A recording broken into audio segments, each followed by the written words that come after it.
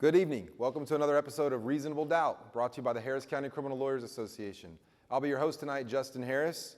We've got a busy week to talk about. We've had some pretty big developments in Texas that have kind of the tail wagging the dog wagging the tail, but national politics coming home to roost right here in Texas and then blowing back up into national politics. But if anybody's missed it, last Sunday, all the Texas Democratic House members left the state to block state Republicans from pushing through Donald Trump's redistricting proposal in the middle of a 10-year cycle. This walkout by the Democrats has denied the Texas House of Representatives the quorum that's needed to be able to conduct business. They're taking a lot of political heat. They've had the governor, the attorney general, has taken legal actions.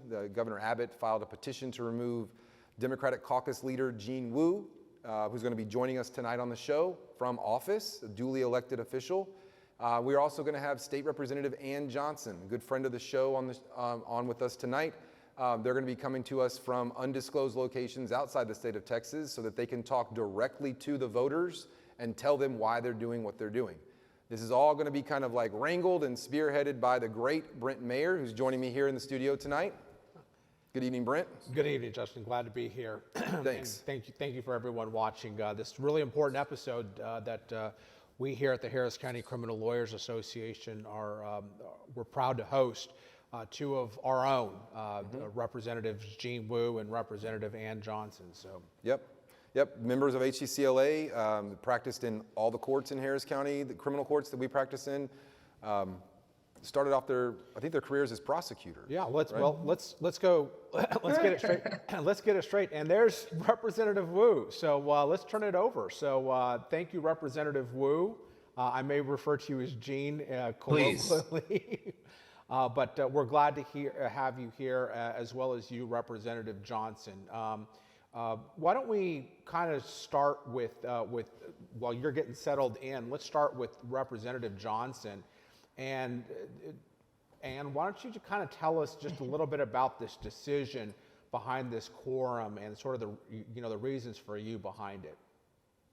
Well, as many of you know, this is my third term as a state representative. In the first term, we actually broke quorum in 2021 because we were stopping legislation that would make it harder for people to vote. And we know that Texas is the highest vote suppressed and oppressed state in the nation. Second session, I was on the impeachment team and was one of the impeachment managers as the vice chair of general investigating. And now in this third session, we are in a second quorum break. But I will tell you, over just the last 4 years, things feel drastically different. From the break in 21 to the break now. The rhetoric is a lot hotter.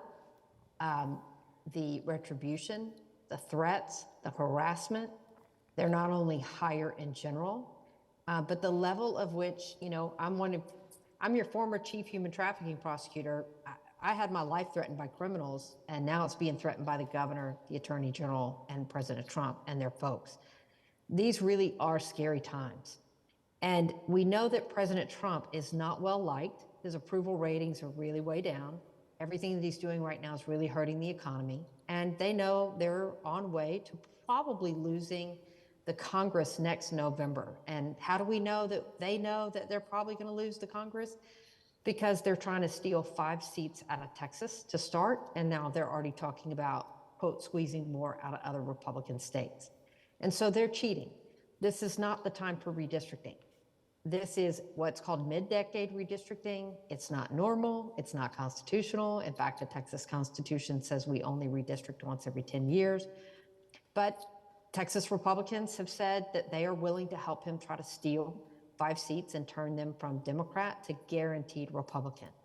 And so right now, I think all of us feel the weight of our leaving the state, our removing our bodies from the state to break quorum and prevent this steal is the only way we can ensure the voice and the vote of all Texans, whether you're Democrat or Republican. It's about having a fair election next November 2026. So the stakes feel incredibly high. It was an easy decision to get on the plane. Can I ask to clarify? So the redistricting maps that are being proposed, would they affect your district? No, So no. So this isn't a also remember self-interest. this. Oh no, this is not self-interested. In fact, the threats to our leadership position, the threats of financial ruin personally, the threats that are coming at us, the threats to our lives, all of that goes away off my shoulders and Gene's shoulders if we just go sit in our chair in Austin. They're not trying to do anything to our districts. There's no self-interest here. It's just the self-interest, the easy way out for us is just to go sit in our chair. Right. The retribution is the fact we won't let them steal 5 seats out of Congress. And so we really get that this is about voters having their opportunity to be heard. And I don't know anybody that likes gerrymandering. Everybody hates gerrymandering. I hate gerrymandering. I've offered legislation for an independent commission. And I really don't like gerrymandering when it's not legal and you're purposely telling people you're doing it to steal 5 seats because you're afraid you're going to lose because your policies are so bad. Well, and it's been a brazen stance by the president, by Trump, right? He's actually used the word entitled. I won in November, and I'm entitled to 5 more seats in Texas. I don't think Texans really like being told that like we owe something to Washington. I mean, are y'all hearing from? I talked to a few people today. Democrats run any polls? What are y'all hearing about support that you're having for this? I mean, I'll tell you personally, I'm getting a ton of support. In fact, I really appreciate, I mean, we're in the courthouse, right? I mean, we are a mix of Democrats and Republicans and folks that are just engaged. I really appreciate all the Republicans, and I'm talking about former Republican elected officials that are reaching out and saying, thank you for taking this stand. I think everybody gets it. The Republican Party has gone off the rails.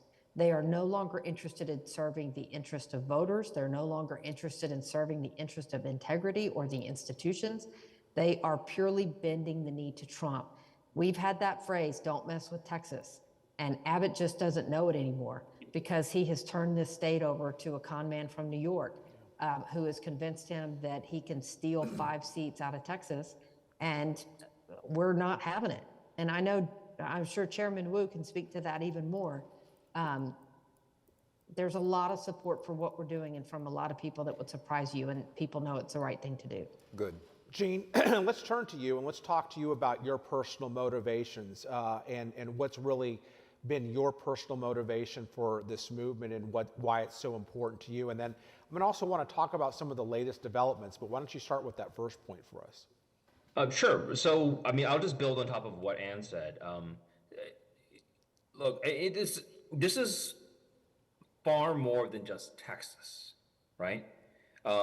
So you have to remember that since the Voting Rights Act has been enacted, the state of Texas has been in violation of the Voting Rights Act every single time. Like, the state has been found in intentional racial discrimination every single time. And it's no different in 2021. 2021, they did the map, same thing. After the census, 96% of the growth in this state was in Black and Latino areas, and Asian. But somehow the 2 new districts that were created were majority white districts with very little Latino population or Black population. Like, that seems a little fishy. And, and so the maps that we're on right now are already heavily gerrymandered, right? We went to court we were in trial a month ago. We're still waiting for the court's ruling on that current case. And what they're trying to do now is add extra gerrymandering on top of the existing gerrymandering. So, and here's the thing. They're saying we're doing this on partisan basis, blah, blah, blah. They may say that. That's what they might say publicly. But if you actually look at what they're doing, there is no possible way for them to get 5 more seats out of already probably the worst gerrymandered map in the United States without like getting ultra super turbocharged racism. It just doesn't work. And that's exactly what they did. They would not release the maps for a long time. And finally, when they released the maps, we saw exactly what they did. And it was exactly as bad as we thought it would be. I mean, it's, the 9th and 18th districts Those districts are communities that have spent decades building up their power, and they're, the 18th is the historic Black district where Barbara Jordan, Mickey Leland, Sylvester Turner's, Sheila Jackson Lee, all of those are from the 18th, and they took that, which is that's like a 40% Black district, and they took another, the ninth, another heavily Black district, and they smashed them together. So one district that used to produce 2 Black members through a coalition now will produce a single member, right? And they created a 60+% Black district. Say, oh, we're doing you a favor by smashing you together and giving you essentially what is a supermajority. And the community's like, we never asked for that. We don't want that, because this is in election law terms packing. You're taking 2 different districts that were able to elect the people of their choice, and then you smash them together and you nullify 50% of their power. Right? That's the whole point. This is not the real danger.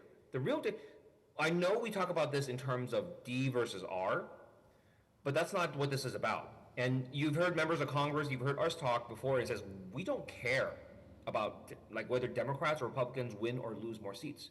The point is, these are communities of common interest. These are Black and Latino communities who in the past have been openly discriminated against, who have spent decades fighting off discrimination, building up their power, and the moment they build up their power, you smash them, and you break the pieces up, and then you give them to Donald Trump. Yeah, right? to look at the maps, anyone can look at those maps and just, it's amazing things. Gene, talk to us about what's the latest. We hear daily about, we've heard recently about the actions that Governor Abbott has taken against you to effectively remove you from office, and now there's talk about Attorney General Ken Paxton trying to do the same thing. Tell us what's the latest in this battle that you're having of trying to take some punitive action against you, because that's kind of where we're going to be going with this episode that we're putting on here tonight. So, I'd be a lot more scared if their actions just weren't so comically dumb. Talk about that. Yeah. First of all, in terms of the punitive measures that are there, they changed the rules last time to not let, after we broke Quorum in 21, they changed the rules after that, and basically said, and the new rules are like, you get a $500 a day fine, you could be removed from office, and all this other stuff, and that's fine, right? But there are rules and procedures for doing that, and so what the rules and procedures, this is like first-year law student black and white law. Okay, this is not some hidden thing that's buried deep within a Supreme Court decision from 1842. This is black and white letter law, and it says only the Attorney General or District Attorney can file. Period, and only file it in District Court. You cannot go to the Supreme Court. Supreme Court, right? And this is there's no discussion about this. There's no debate about it, and so. Why did Abbott file against me in the Supreme Court when he had no jurisdiction to file, and that is a wrong court to file in? And so one of 2 things are true. Either Greg Abbott, who's been Attorney General, Supreme Court Justice, Judge, Appellate Court Judge, and District Court Judge, doesn't know what the law is, and he's ignorant as hell, or he knows better and just chose to lie to people anyways, right? You tell me what's worse. Let's the talk. second one. Yeah. The second one is worse, and it seems more like if a judge someone that knowledgeable in the law, it's not even so much whether he knew the law, because what do we learn in law school? How to go read the law or find the law. So whether he knew it or not, he knows how to read it. Yeah. So it's Abbott the second is one, Gene. lying to your face. It's the and second hoping one. you You're would right. Notice. Yeah. Sorry, Brent. Go ahead. That's okay. Let's talk about, again, because this is reasonable doubt, and because we're the Harris County Criminal Lawyers Association. Let's talk about the actual criminal actions that are being threatened against you. Yep. First of all, what I'd like to do is I'd like for our viewers just to have a little bit of context. Ann talked a little bit about her background, but I'm going to come back because I think it's important to shine the light on the tremendous legal career she's had. Tell us, Gene, a little bit about your background in law enforcement and in enforcing the laws and ensuring that everyone, that crime doesn't run rampant in our state. You just said it all. I'm going to say it before Ann says it. Ann was my mock trial coach, so she is a way better attorney than I will ever be. So, like, you probably should be asking her these questions. But look, I went to South Texas College of Law.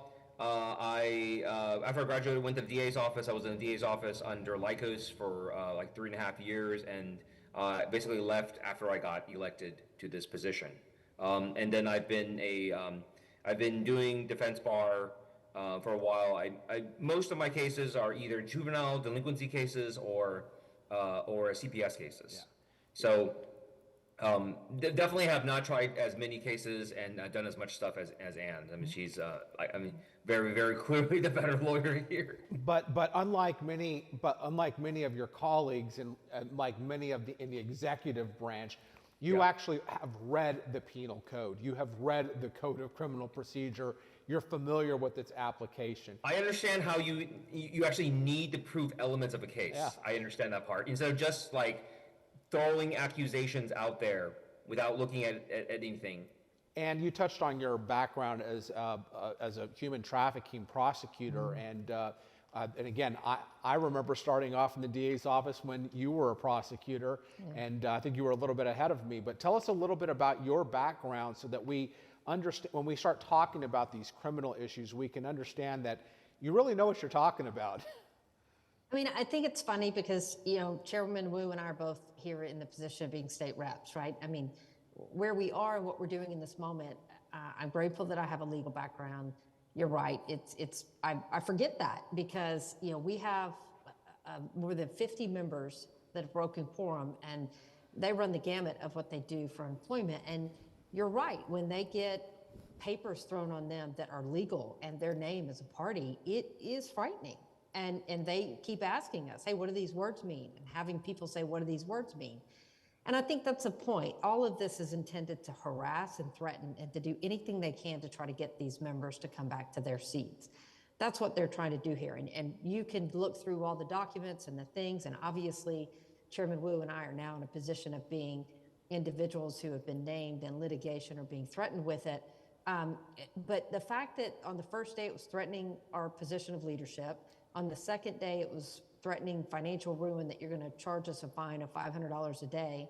Today, they threatened that they're not going to do direct deposit on our salary and that we have to come in and pay our check, which, again, now because the law was changed, you only have to give notice to them by text that you are not wanting your money withheld. And there's a new state law, I believe, that says that could be wage theft. And so I hope that my Republican colleagues are not trying to engage in the criminal offense of wage theft. And so, of course, then you also have the fact that they've now filed litigation, and supposedly John Cornyn is getting FBI Director Patel to try to look at us and bring us in for arrest. I mean, all of these things that are being thrown out there on Twitter, on letters, on press releases, all this stuff, boy, it tells me they got nothing. Yeah. Because if they thought that they had a quorum tomorrow, if they thought they were on good standing, they wouldn't be pulling out each and every stop, real and unreal, threatening, not threatening, almost ridiculous in some respects and comical, to try to get members afraid enough to go in. And it really does make me feel bad for my colleagues, because it tells me how deathly afraid they are to not perform for Trump. And so Abbott has promised he'd go stealing 5 seats. And I hate to see them desperately try to bend the knee to give Trump what he has asked for. And I think that for all of the lawyers that are on here, and you can look at all the stuff that's being thrown out there, and you can see how ridiculous some of this stuff is from the folks it's coming for, that you would expect more from them, that they are desperately proving to you that they're not serving your interests. Right. They are serving purely political partisan goal of jumping as high as Trump has asked them to jump. And that seems really clear, right? Like there has not been one Republican I've heard that's saying like, no, we need to do redistricting. Like it's just overdue. They're just like, no, we need the Democrats back because Trump wants us to do this. And no one has said anything that I've heard about when the special session was announced, it was to do the THC reform, right? And then we found out about the July 3rd, what had happened in Kerrville, July 3rd and 4th that night. And appropriately so, they added in the flood relief, right? But now no one's talking about those things anymore. I mean, poor Dan Patrick is like, what about the marijuana? Well, and don't forget, please don't forget, the Texas House has been there for 2 weeks. Chairman Wu and all the other Democrats and I have been there ready to work. Right. They didn't offer one bill. The only bill they offered in 2 weeks with 18 items on the call was redistricting. They made it very clear. They had no intention of doing anything else. They didn't file any other bills for hearing until after we broke quorum. So please don't fall for that. Yeah, it's so disrespectful that, like, they're not even putting in the effort to lie to you. Right. Right? I mean, like, they were up and down said, oh, this is all about flood relief and helping Kerrville. They didn't even file a bill until we mentioned it when we broke quorum. Right. That's how little they respect the public. You're right. I agree with you on that. I wanted to clarify though. Do either of you have a warrant out for you right now? Yes, we both do. Everyone who was not one of the six has a warrant, has a civil warrant out.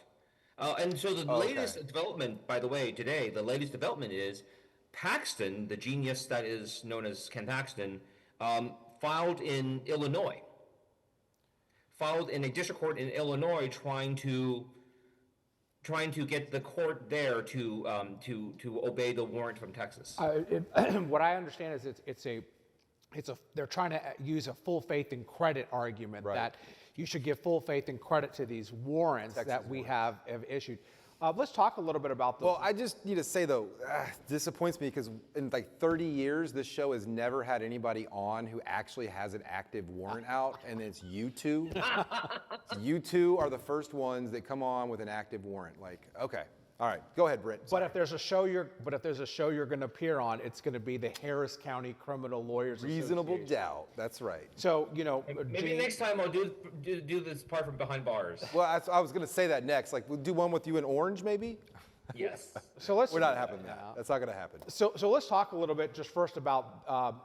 Let's talk about those warrants, and then we'll talk about the federal. We'll start on a state level. We'll kind of move this to a federal.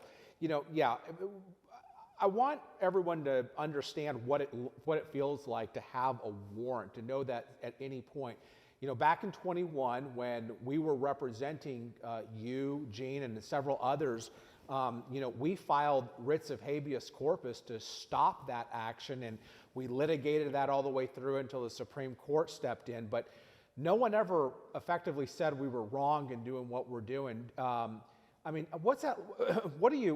that make you feel to know that, you could be placed in handcuffs and put into custody at any point just because someone's not getting what they want? How's that feel? I have almost no feelings about it.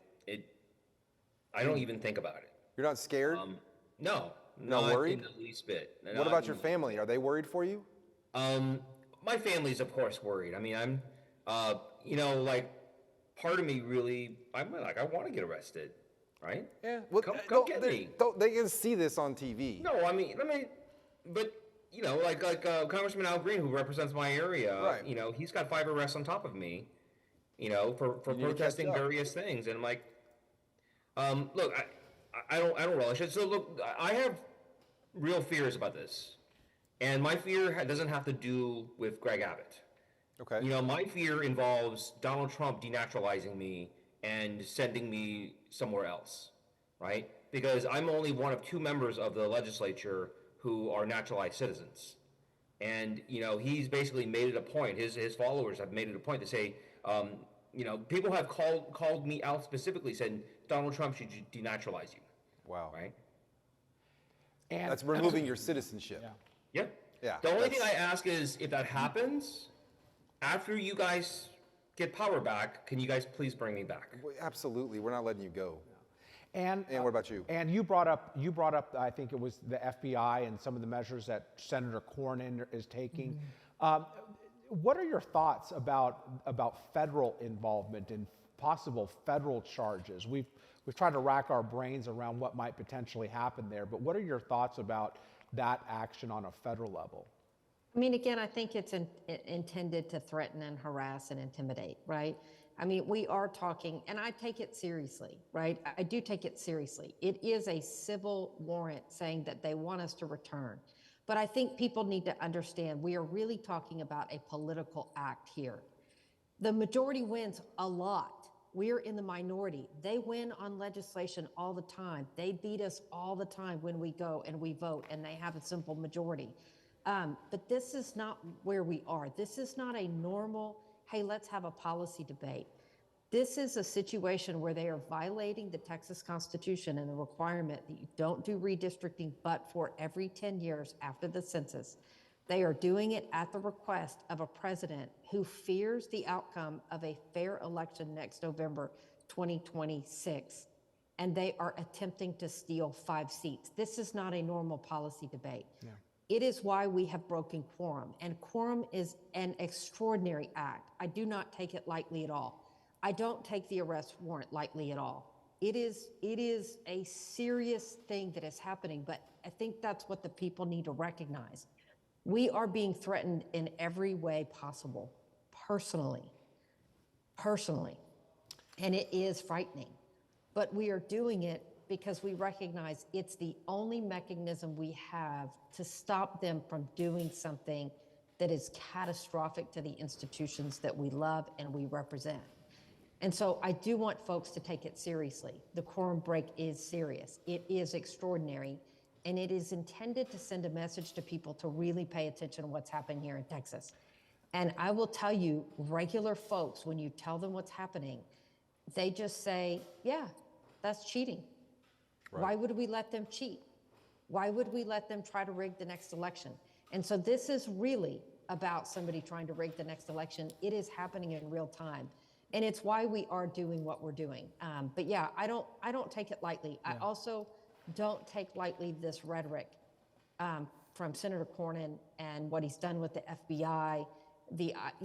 This has happened before. It's happened in 2003 and other times where the minority party has done this, and this exercise will play itself out. It is supposed to play out in a certain way. Involving the FBI or putting on social media or putting in press releases that you need to hunt down your political opposition, these are new times. Yeah. This is not normal, and I don't want to normalize it or trivialize it. It is getting to a point where it is deadly serious. Are you scared, Ann? Yeah, I'm afraid of where we are as an institution and society. As I mentioned, over the last couple of months, we've really seen the governor kind of go to this extremist Trump rhetoric, right? And y'all are obviously, sorry to interrupt you, y'all are obviously taking extreme steps because you see extreme things happening on a macro level. But on a micro level, you especially, I've been watching, you keep talking about other people who are going through a lot, other people whose families are stressed and the staff that's worried and their names are on things. What about you? Like, no. You're a real person? I'm a real person. I'm a real person, and Gina and I are both real people. We have family. We have friends. We anticipated and knew that, and we waited. Look, we didn't want to get to this point. The rumors about this have been going on for months. Right. The discussions with our colleagues, like, guys, you really going to do this? Are you really thinking you're going to do this? And you do. You hope that the other side will say, you know what? Actually, I don't know that I want to put my name on this. I don't really want to vote on this. I don't really want to do this. Trump's not really that worth it. But when the bill drops, you do 8 hearings, 99% of the people that come to testify are opposed to it. We all know there's not a single Republican elected official in Texas who's actually wanting this because it changed their lines before the next election. And then you bring it up, you have a hearing late into the night, you put it on at 9 a.m. the next morning, you voted out a committee, and within 24 hours, you've put it on calendars and put it on the floor. That is what you call a ram job. Yeah. That is trying to ram through a piece of legislation under darkness because people don't like it. And so at that point, that's when we said, okay, you got to do what you got to do. Did I hear this correctly? Less than 5% of the people, there was less than 5% of people who went up there to Austin to speak in favor of the this gerrymandering. 99%. 99% of the Wow. people were opposed to this legislation and said, we have no interest in that. Not only that, most of the hearings that they conducted within the community, we didn't even have a map yet. Yeah. Wow. People didn't even know what lines they were talking about. And Chairman Wu's on the committee. So he sat through all those hearings. He can tell you about the folks. No, in fact, you know, how this was done is just as telling about how bad it is, right? So, you know, you have to remember that there was this DOJ letter that came out. And by the way, this is something that I've kind of have glossed over in the past. But, you know, the rumors about a mid-cycle redistricting started coming up right after Trump called Republican members for Abbott on vouchers, and then flipped the vote on vouchers.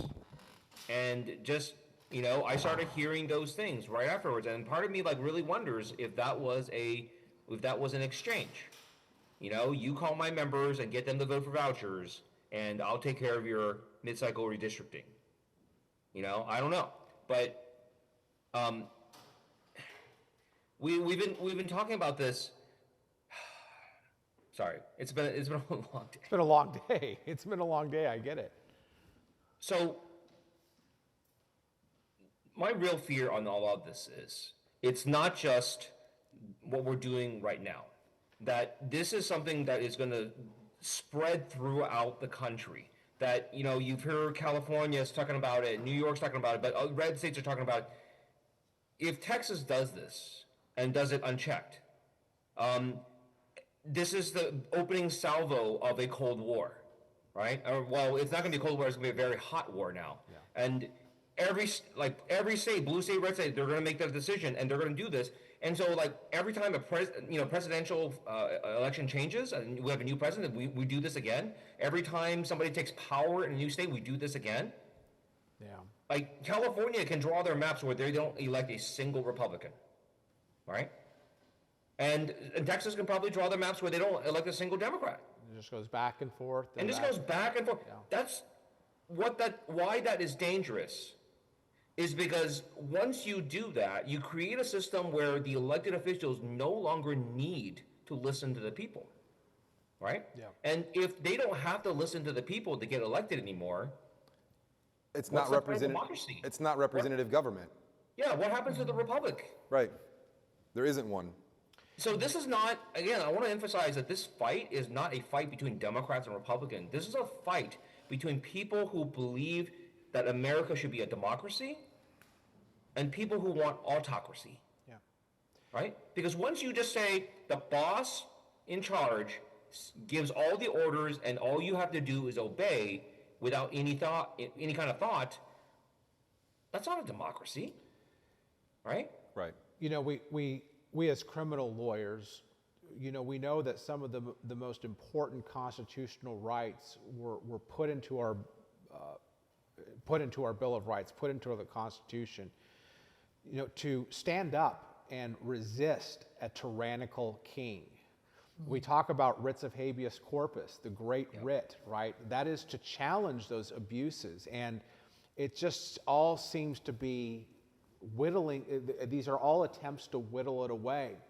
Again, turning back to sort of the criminal stuff, you know, the latest today is we've heard that, you know, Ken Paxton puts out this press release that he's opening an investigation into criminal misconduct by these organizations that are supporting you.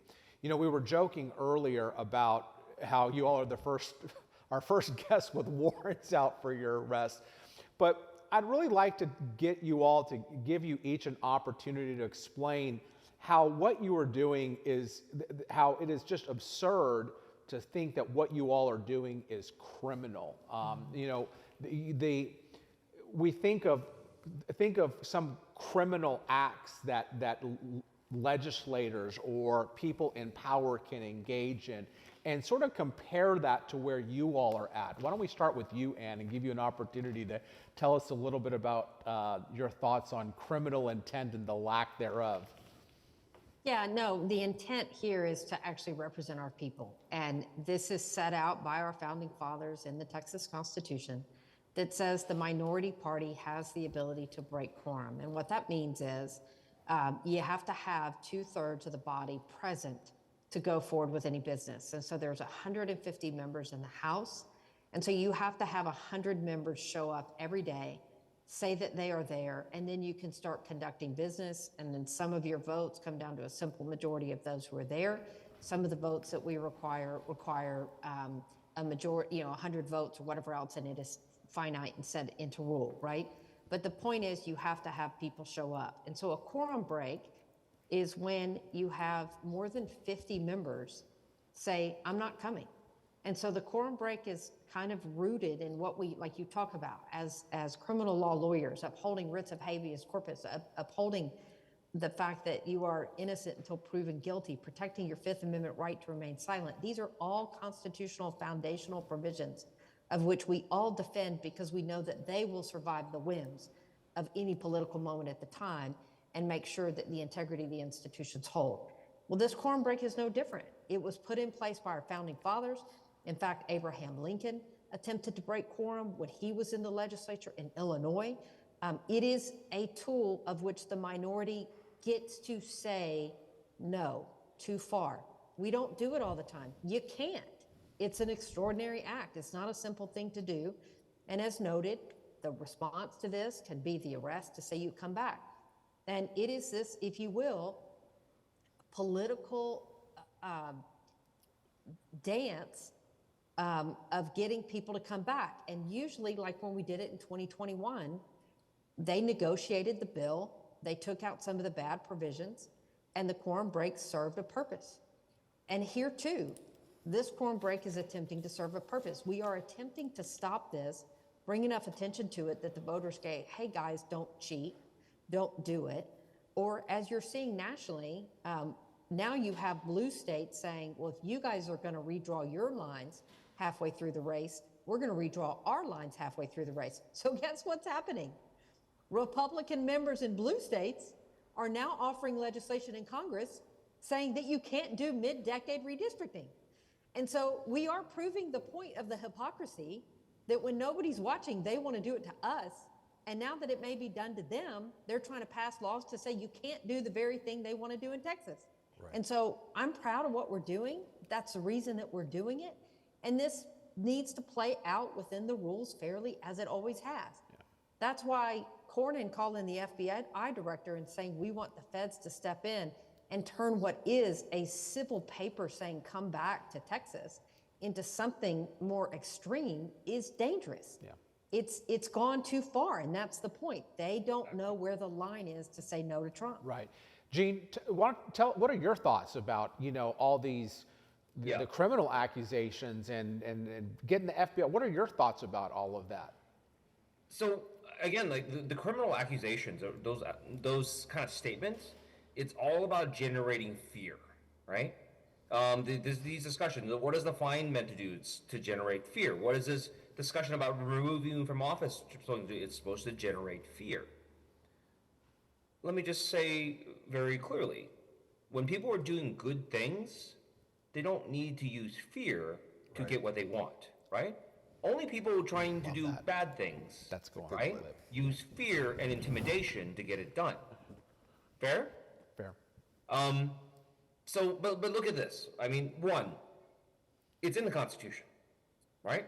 Why would you have a requirement for quorum if you couldn't break it? Like, the point is, the system, we live in a two-party system. A lot of people don't like that, but that's the way it is. But the two-party system also includes protections. Like, we provide protections for the minority party. Like, so if you're in the minority, like, if you really, really are unhappy, you break quorum. This is done all in legislatures all over the United States, and it's been done in Texas multiple times. 2, it's written into our laws. 3, our courts, including the Supreme Court of Texas, has recognized that quorum breaking is a legitimate political tool, right? 4, Attorney General Ken Paxton himself wrote an opinion saying that we don't like it, but quorum breaking is legal and is a part of the process. Yeah. So, for these people to have written these opinions and then go back and say, well, they can't do this. Are you stupid or are you lying? Yeah. Well, the political game is pretty obvious, right? Because we haven't heard a whole lot from Cancun Ted, but he's not up for re-election right now. John Cornyn is in a fight against Ken Paxton, and they're just both out MAGA-ing each other is all they're trying to do. Yeah, if you want to understand what this is about, there you go. Okay, so look, what this is about. There's been a lot of accusations against you. I've read a good portion of the petition that Abbott's office filed, that this was some big thing that you've been planning. And then I've been sitting here making notes and going, how long ago did Trump decide that he needed Texas to squeeze out 5 more seats from him? Because this special session wasn't supposed to happen under the Constitution. It's just Governor Abbott declared it at the end of July for THC, for Dan Patrick's little baby, and then also the flood relief. So if this does proceed, one of my questions I had on here, would there be some kind of a discovery process where they get to try to find out what the stuff that they think that you've been doing, but could you see about any kind of collusion that's been going on between because they had to know that you guys, there'd be a linchpin. The last time that the Democrats in Texas broke quorum was for the same thing, clear voter disenfranchisement, right?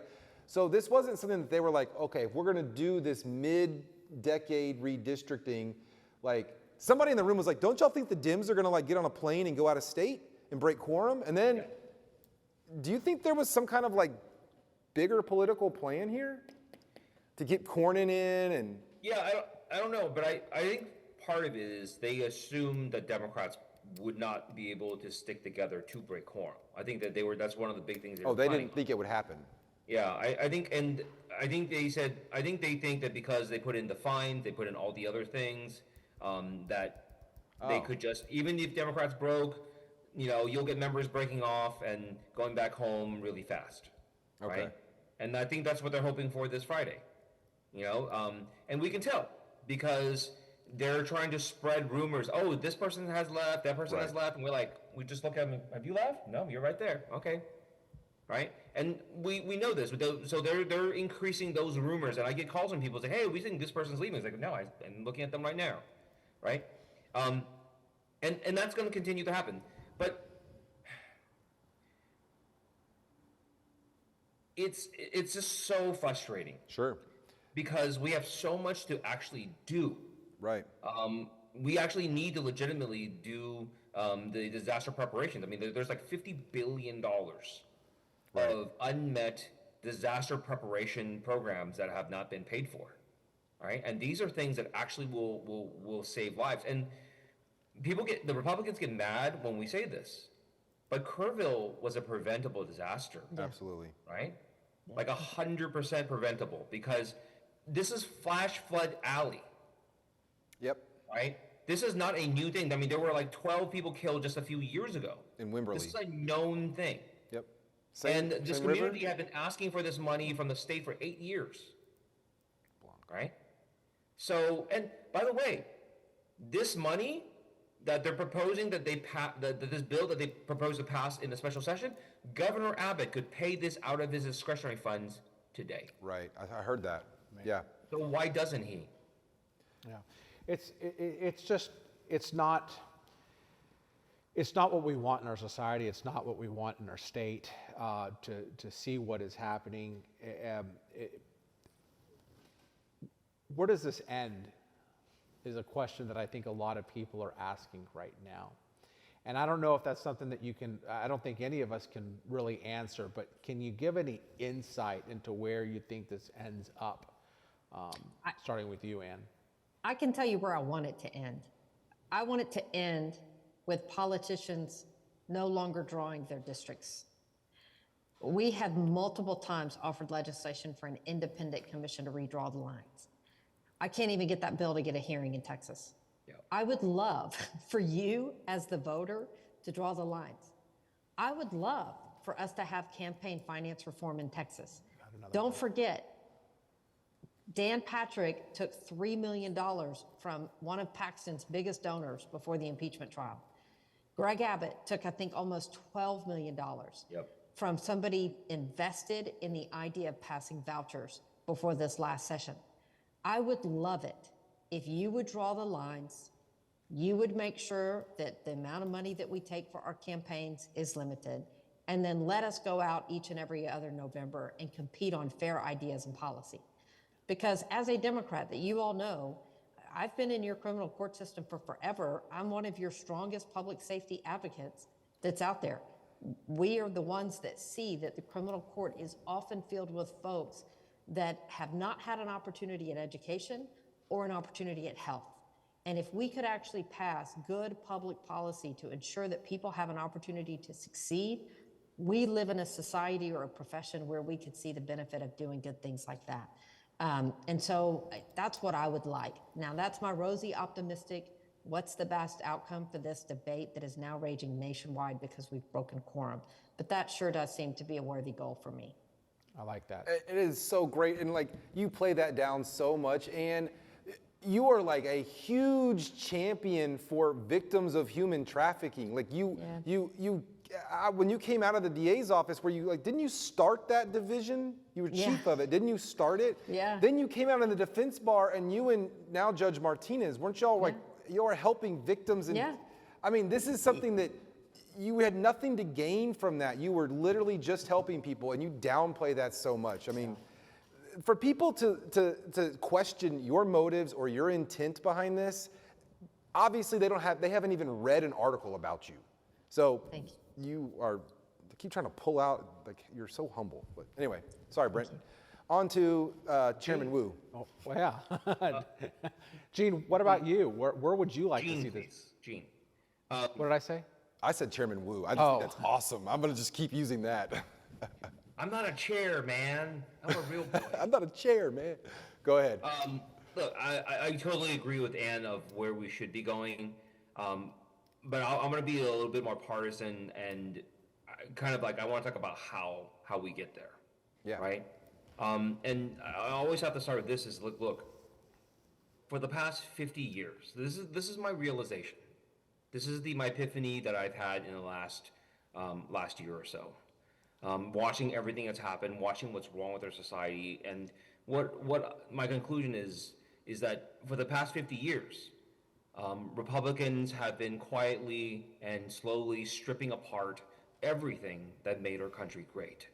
Great jobs, great education, great health care, all of it, piece by piece, has been taken apart and sold to the lowest bidder, okay? And there's only one thing left that they have not taken, and that is our power, our voice, our ability to change our destiny. And that's what they're going for right now. If they're able to take this, if they're able to do this, if they're able to say, your state government listens to me and me alone and not the voters, and they will do what I say, and that is allowed to continue unabated and unchecked, our power is gone, our voice is gone. And if people want to see this ended, they have to stand up and speak up and take action now. If you love this country and you believe in America, you believe in America that you were taught about when you were growing up, that about how great America is and why America is great. If you still believe in that kind of America, you have to fight for it because it's going away. Because if you believe that people who work hard and follow the rules should be rewarded, you have to fight for that because that's not what's happening. Right now, we're rewarding the people who cheat, people who lie, cheat, and steal. Mm-hmm. And if we don't stand up against it, if the people of this country do not rise up and stand against it, it will be lost. All of this will be lost. And if it's lost, I don't think it will come back. So either we stand up as a nation and say no more, we've had enough, or we lay down and say goodbye. And what you're doing is exactly that, Gene. I mean, you are the voice, and it's, you know, as criminal defense lawyers, we're the voice for the voiceless, and it's great that we have incredible advocates like yourself, like Representative Ann Johnson. We've got a number of criminal defense attorneys, Representative Jolanda Jones, Representative Dutton. I'm sure I'm leaving some off here. It's incredible stuff. I have to ask this. We're kind of getting towards the end, although we still have a little bit of time.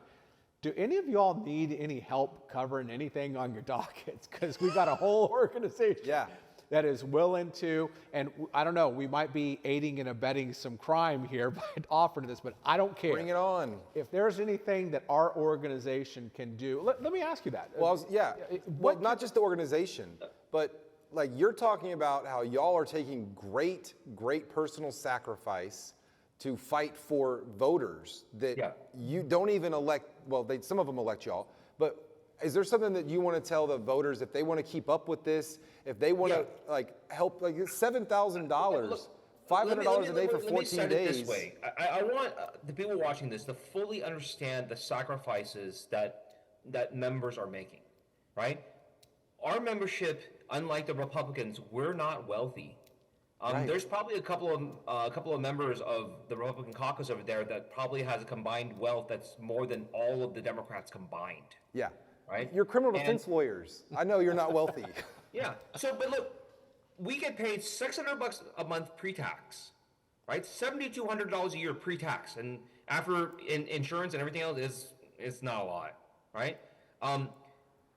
There's members who are living paycheck to paycheck because they work real jobs. They are real working people who work difficult jobs for very little money, and they live paycheck to paycheck. And they're out doing this. They're risking those $500 a day fines, which is way more than they make, right? People are away from their families and everything else. I mean, like, you asked, like, can you help with my cases? No, because I haven't, because of my position as chair and everything else, because of how much this job demands, I've basically told all the courts I'm going to pause my appointments. I've not taken an appointed case in over 9 months. Which means no income's coming in, right? I'm burning through my personal savings. Right. In order to do this. You have school-age kids, right, Gene? When's first day of school? 20th. Okay. The day after signing up.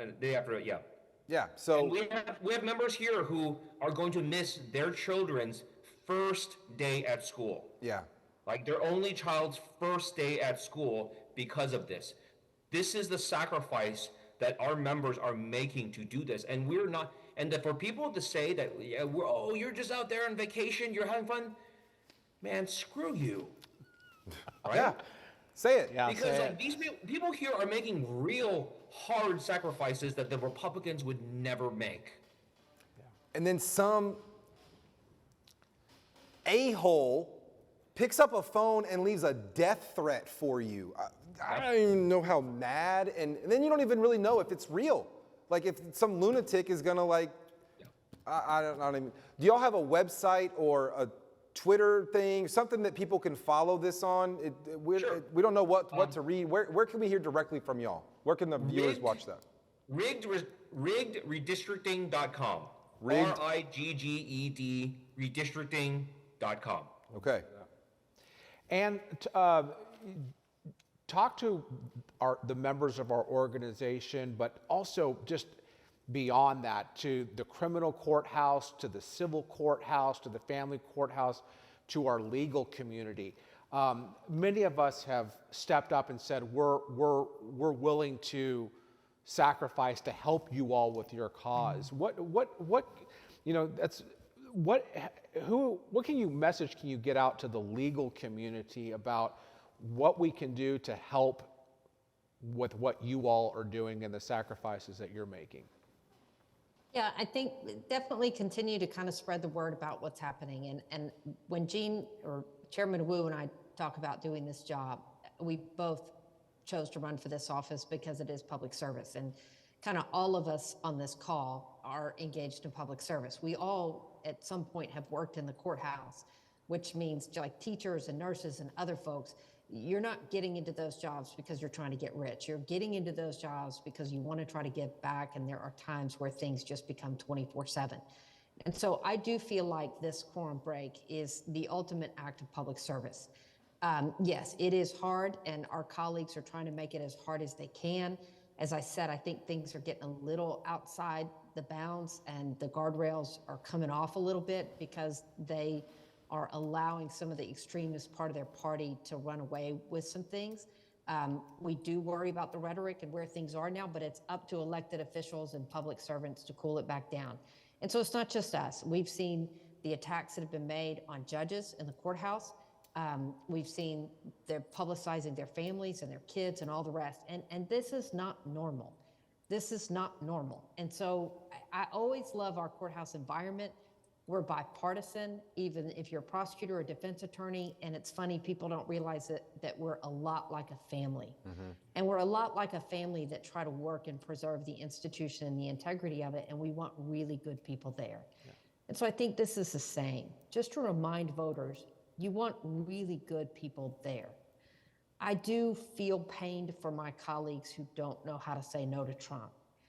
And people got to realize, if you're not willing to do the job because you're afraid of losing the job, then you probably shouldn't have the job.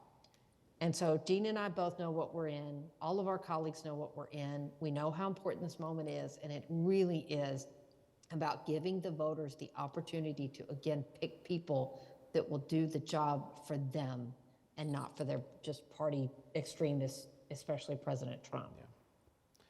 It's truly inspirational to listen to both of you and listen to what your colleagues are doing.